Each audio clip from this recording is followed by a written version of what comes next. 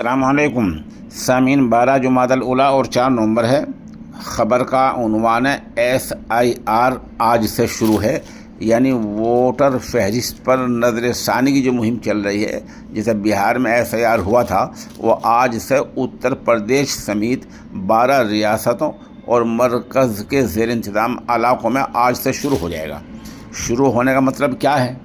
जो मकामी अफसरान होते हैं, अहलकार, जिनको BLO कहा जाता है, वो आज 4 नवंबर से और 4 दिसंबर के दरमियान इस एक महीने में कभी भी आपके घर आ सकते हैं। वो घर आकर क्या करेंगे? आपको एक फ़ार्म देंगे, दूसरे फार्म पर आपके दस्तखत करा के अपने पास रखेंगे ताकि सबूत हो जाए कि वो आपके पास आए थे और आपको फ़ार्म दिया है। उस फार्म में कुछ चीज़ें ऐसी हैं जो पहले से लिखी होंगी, मसलन वोटर का नाम, एपिक नंबर उस नंबर को कहा जाता है जो हर आदमी के वोटर कार्ड यानी पहचान पत्र पर पहले से लिखा होता है। वो एपिक नंबर होता है, वो भी उसमें पहले से लिखा होगा। आपके विधानसभा असम्बली हल्का कौन से भी लिखा हुआ होगा, आप किस सूबे में रहते हैं ये भी पहले से लिखा होगा, आपका फ़ोटो भी उस पर लगा होगा। ये फार्म आपको दे जाएगा।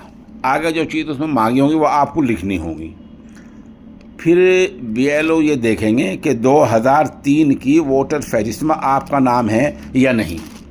अगर नाम नहीं आपका तो आपको नोटिस भेजा जाएगा। नोटिस भेजने माने ये नहीं कि कोई कानून नोटिस होगा, कोई वो बड़ा डर वाली बात, उसका मतलब नहीं होता, बल्कि ये पूछा जाएगा कि आपका नाम 2003 की वोटर लिस्ट में नहीं है। तो फिर आपको जो हम 12 चीज़ बता रहे हैं, एक सबूत पेश करना होगा। मिसाल के तौर पर आपको वो देखेंगे सरकार ने कोई पहचान पत्र आपके नाम जारी कर रखा है या नहीं, कोई कार्ड अगर जारी कर रखा हो सरकार ने किसी भी मामले का। नंबर 2, आप अगर सरकारी मुलाजिम में रिटायर्ड हैं, पेंशन का आप पर कोई कागज़ है लेने का, वो भी चल जाएगा। आपके पास जन्म प्रमाण पत्र है वो भी चलेगा। आपके पास पासपोर्ट है वो भी चल जाएगा। आप किसी मंजूरशुदा मान्यता प्राप्त स्कूल से पढ़े हुए हैं, उसकी आपके पास सनद है वो भी चल जाएगी। आपके पास रहाइश का सर्टिफिकेट है यानी मूल निवास है वो भी चलेगा। आप कहीं जंगलात में रहते हैं, महकमा जंगल के अफसरान ने आपको कोई प्रमाण पत्र दे रखा है वो भी चलेगा। आपका नाम शहरी रजिस्टर जो पारिवारिक रजिस्टर होता है उसमें नाम है आपका, वो भी चल जाएगा। सरकार ने आपको कोई ज़मीन दे रखी है, उसका कोई सबूत आपके पास है, या सरकार ने कोई मकान तकसीम कर रखा है, दे रखा है आपको, उसका सबूत है वो भी चल जाएगा। आपके पास आधार कार्ड है वो भी चल जाएगा। ये 12 चीज़ें हैं, ये सब चलेंगी। इनमें से कोई एक चीज़ को अगर BLO नहीं माने या कोई और अधिकारी ना माने तो आप फ़ौरन उसकी शिकायत SDM से या DM से कर सकते हैं और ये शिकायत आपकी मानी जाएगी। इसके बाद क्या होगा?